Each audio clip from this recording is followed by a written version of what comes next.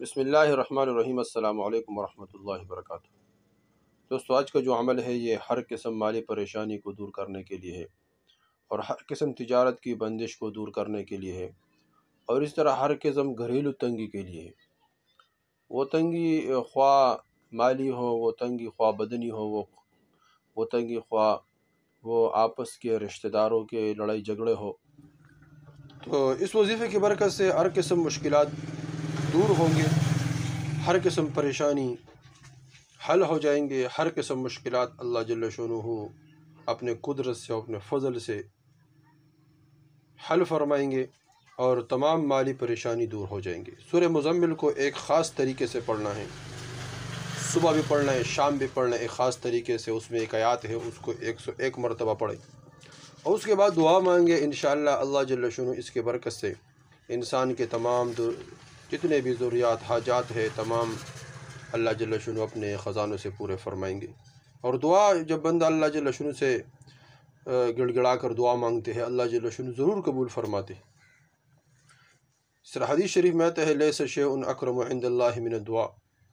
اللہ جل شانہ کے ہاں دعا سے زیادہ عزت والا کوئی چیز نہیں ہے۔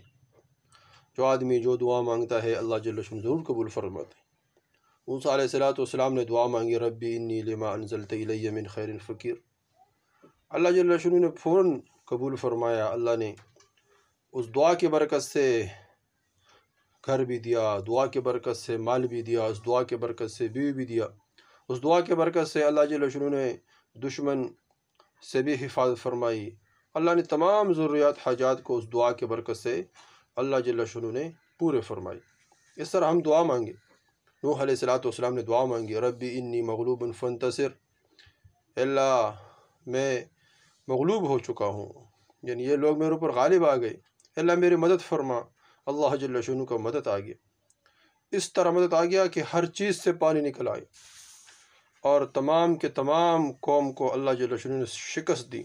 اور نوح علیہ السلام کے قوم کو اللہ جل شانہ نے جو 63 لوگ تھے، اللہ جل شانہ کی حفاظت فرمائی، ان کو بچایا مسلمان، باقی سب کو طوفان نوح سے ہلاک کر دیا۔ تنور سے پانی نکلا، ہر جگہ سے پانی نکلا، پانی ہی پانی، تمام مخلوق کو اللہ جل شانہ نے ہلاک کر دیا۔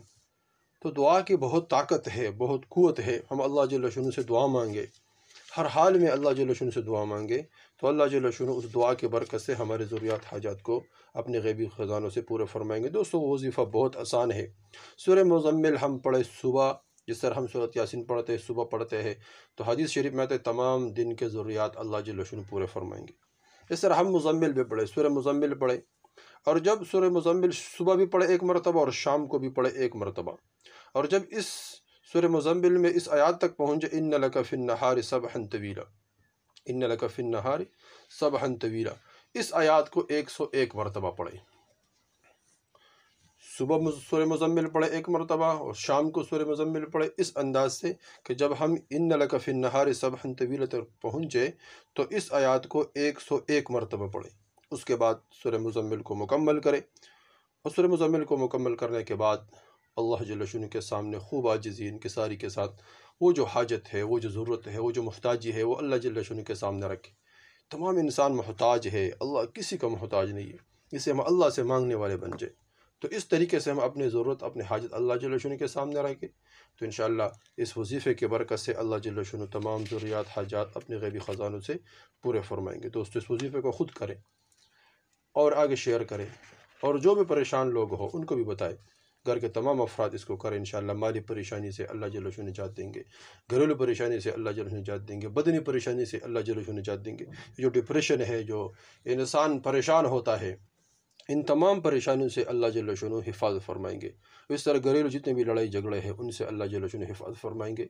اور زبردست وظیفہ یہ، اگر کوئی ڈر رہا ہو جن وغیرہ سے، تو اس کے لیے بھی یہ بہت زبردست ہے، بہت مجرب عمل ہے کہ بندے اس کو صبح و شام پڑھتے ہیں، تو اس سے بھی اللہ جل شانہ انسان کی حفاظت فرمائیں گے۔ تو اسے خود کرے، آگے شیئر کرے، تاکہ سب کو فائدہ ہو جائے، سب سننے والوں کو اللہ جل شانہ بہت جزائے خیر دے، ان کے ضروریات حاجات اپنے خزانوں سے پورے فرمائے، اور ان کے اللہ جل شانہ حفاظت فرمائے، اور ان کے تمام کے تمام جتنے بھی حاجات ہے اللہ جل شانہ ان کو اپنے غیبی خزانوں سے پورے فرمائے، اور ان کے ہر قسم مصیبتوں سے اللہ جل شانہ نجات عطا فرمائے، آمین ثم آمین۔